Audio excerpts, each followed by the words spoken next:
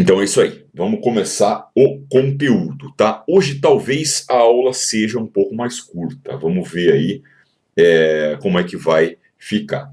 Tem uma galera falando aqui, a Joana é a segunda vez de Belém do Pará, o Luan Xavier tá aí desde 2020 estudando com a gente, né? Marquinhos de Porto Velho, o Renan de Caçador, 2 vezes aqui, Renan Dias, né? Milton Ramos, a primeira vez, já segue a gente no Instagram, legal, cara. Seja muito bem-vindo aí, todo mundo que está entrando aqui a primeira vez, tá? Só para falar, a aula de hoje, ela é continuação da aula sobre o que é automação e programabilidade de redes, tá? Hoje eu vou esmiuçar um pouco mais o último slide que eu utilizei na aula passada, para você ter uma noção aí do que você precisa aprender, do que é interessante que você precise aprender, tá? Porque tem uma concepção errada quando a gente fala de automação e programabilidade, antes de começar a falar aqui, ó, é que você vai ter que virar programador. Tá? Não necessariamente para trabalhar com automação e programabilidade você vai precisar virar programador, tá? Por isso que o nome é programabilidade. O nome é programabilidade, tá? É lógico que você, aprendendo, por exemplo, um Python, você vai se dar muito melhor nessa área, tá? A gente vai ver porquê disso aqui daqui a pouco, joia? Mas você não vai precisar virar um programador, sair estudando tudo quanto é coisa, que nem essa galera fala, um full stack, blá blá blá, e aquele linguajar a mais de programação, beleza? Então, a gente parou aqui, né, na aula passada, no que a gente deve ficar ligado. Eu esqueci de falar uma coisa na aula passada, que, cara, depois eu fiquei com peso na consciência. Falei, caramba, quem assistiu a aula passada vai falar que esse cara tá maluco. Mas como o foco era a automação e programabilidade, eu mandei ver nisso. Mas você deve ficar ligado o seguinte, né? Para você progredir na carreira de redes, principalmente, cara, com automação, programabilidade, tudo entrando aí, você tem que aprender Linux, tá? Você tem que aprender Linux. As principais ferramentas de automação vão rodar no Linux. Ah, professor, mas por exemplo, o Python a gente tem no Windows. A gente tem no Windows o Python. Tem no Windows o Python, mas tem muita ferramenta que você vai usar junto com o Python que ela só tem no Linux, tá? Então, por exemplo, o Ansible. O Ansible, cara, você vai ter que instalar ele no Linux, não tem jeito. Você vai ter que colocar uma VM de um Linux no teu computador e instalar o Ansible no Linux. Eu acabei de gravar um curso sobre segurança. Eu lancei hoje lá um curso sobre segurança de redes no portal. Gigantesco, um conteúdo grande. Eu falo muito em ferramenta de teste, ferramenta que a galera usa para atacar, ou então para você testar a tua rede. Eu falei bastante no Kali Linux. Então, cara, por exemplo, o Kali Linux, você tem que aprender um pouco de Linux para utilizar ele. Apesar das ferramentas serem bem simples, né? Você vai ter que aprender a instalar, a utilizar o cara, né?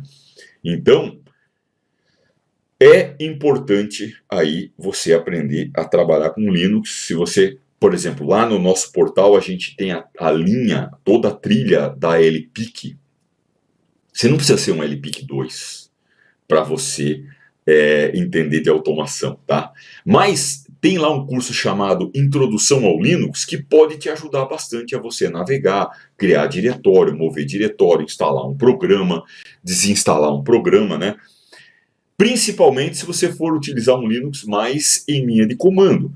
O Kali Linux, por exemplo, para você fazer um monte de teste, vai ter que usar linha de comando. O Ansible vai ter que usar linha de comando, beleza? Então, é importante pra caramba a gente aprender a trabalhar com o Linux. Joia? Deixa eu dar uma olhadinha aqui de novo. O Alemaxon Santos dando boa noite aí, cara. Reinan está estudando aos poucos algoritmos para depois pegar o Python. É interessante estudar algoritmos, sim. Luciano Aguiar, programar é ser de Marte. Cara, nem tanto, nem tanto. Depois você começa a ver assim, não é tão complexo.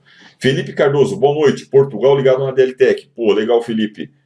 Seja muito bem-vindo aí de Portugal.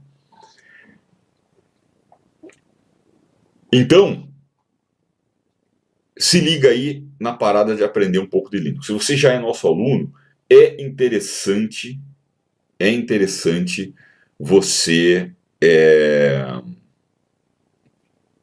dar uma estudada, tá? Você dá uma estudada lá, pelo menos no Introdução ao Linux. Joia? Programação. Cara, quando a gente fala de ferramenta de automação, algumas vão usar Python, outras Ruby, outras vão usar uma linguagem de programação, lá um jeito de você configurar próprio, tá? Então depende muito da ferramenta de automação. Mas, pô, para mexer num Ansible, eu vou precisar saber Python?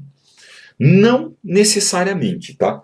Você pode usar o Python junto com o Ansible, junto com outras ferramentas para melhorar mais ainda, né? Porque, por exemplo, com o Python você pode usar estruturas como loops, né? O for, o while, para você fazer uma pancada de coisa ao mesmo tempo, né? Aí o cara pega lá, se tem 100 IPs, ao invés de dar 100 comandos, você coloca lá, enquanto tiver IP aqui, vai lá e faz em todos os IPs, né? Então, você consegue melhorar mais ainda o que você já usa utilizando uma linguagem como o Python, tá? E quando a gente fala de programar em Python, para rede, existem várias bibliotecas, várias libraries, módulos e um monte de coisa já lá dentro para te ajudar, beleza? Quando você ouve falar de rede, de programabilidade, esses caras aqui, ó, eles são os principais. Veja, eu não preciso saber programar em nível de socket, em nível lá bem baixo, fazer a minha comunicação. Porque, por exemplo, o Python, quando a gente vai interagir com os equipamentos com Python, normalmente são os equipamentos mais antigos, tá? Mais antigos. Que eles são acessíveis via Telnet e SSH. Joia? Então, como é que você vai fazer o Python conectar com o roteador? Você vai precisar desenvolver algum módulo em SSH.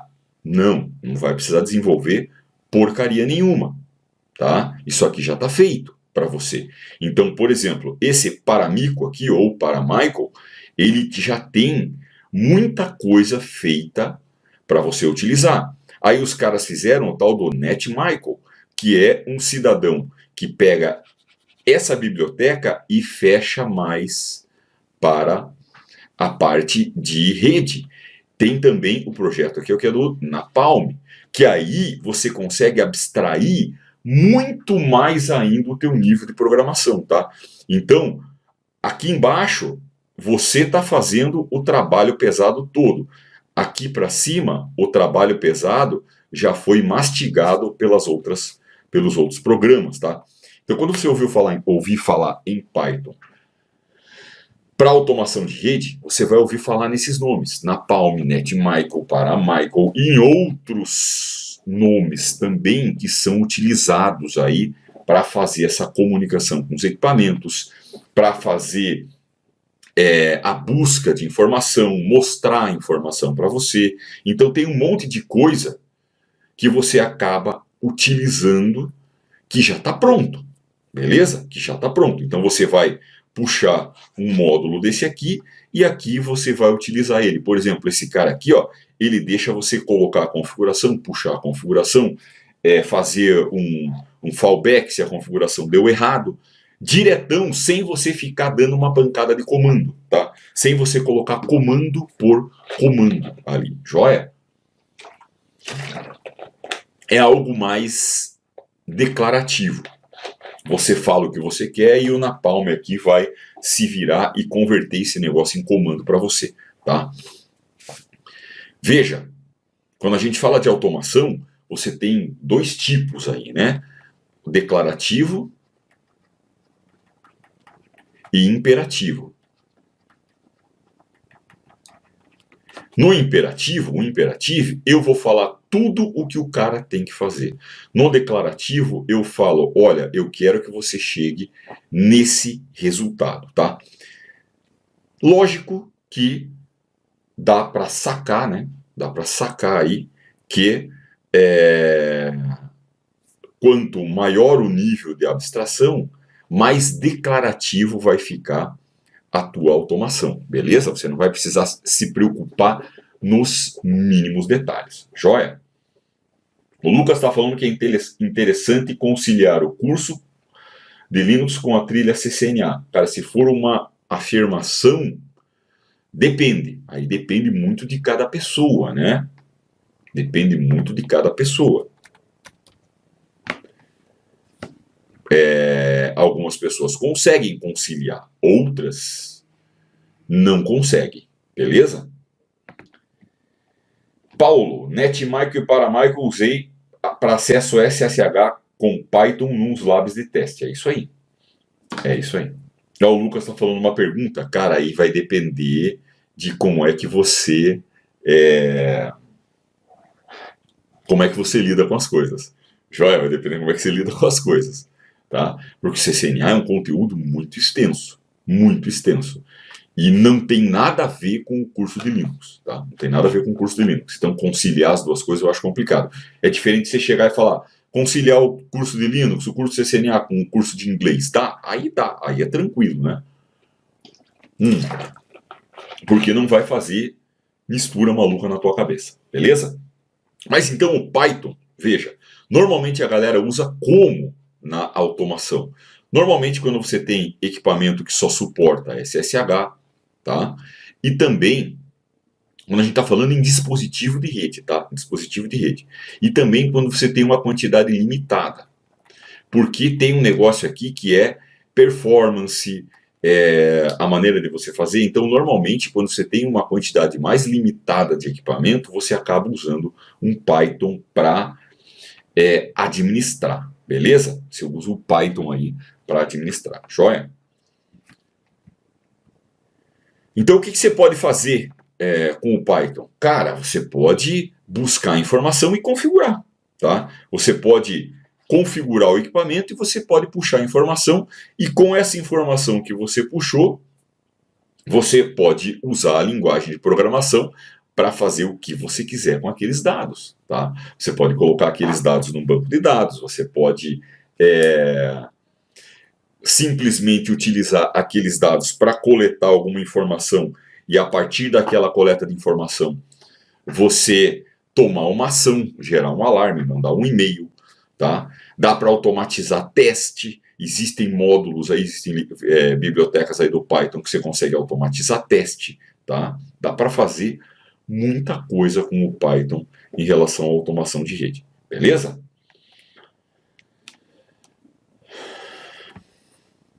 netconf, restconf e yang.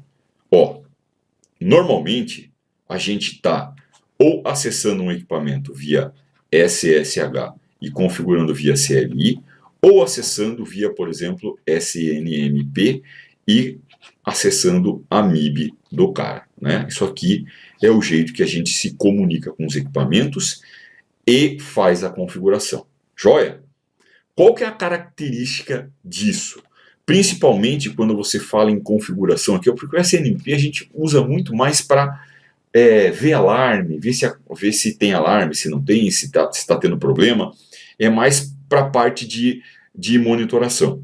Para configuração, a gente usa muito o CLI, se conecta com SSH e usa CLI. O que acontece com isso? Se você tem 5 fabricantes diferentes, cada um tem sua lista de comandos, certo? Cada um tem sua lista de comandos, que vão configurar as interfaces, vão configurar os serviços, os módulos e tudo mais que você tem lá dentro, beleza? Esse Yang é um modelo de dados que é padronizado, tá? Então isso aqui não é uma coisa... não é uma coisa assim, vamos dizer, proprietária, tá? Não é uma coisa proprietária, é um modelo aí padronizado, tá? É um modelo padronizado. E você pode utilizar para modelar os dados, você vai utilizar para modelar os dados e não se importar com um vendor específico. Lógico, ele permite você ter dados de um vendor específico também, tá? O fabricante, vendor, quando eu falo vendor é fabricante, ele pode ter um módulo dele específico. Mas a maioria das informações vão estar aqui, ó, mostradas de uma maneira padronizada. Então, a configuração de uma interface,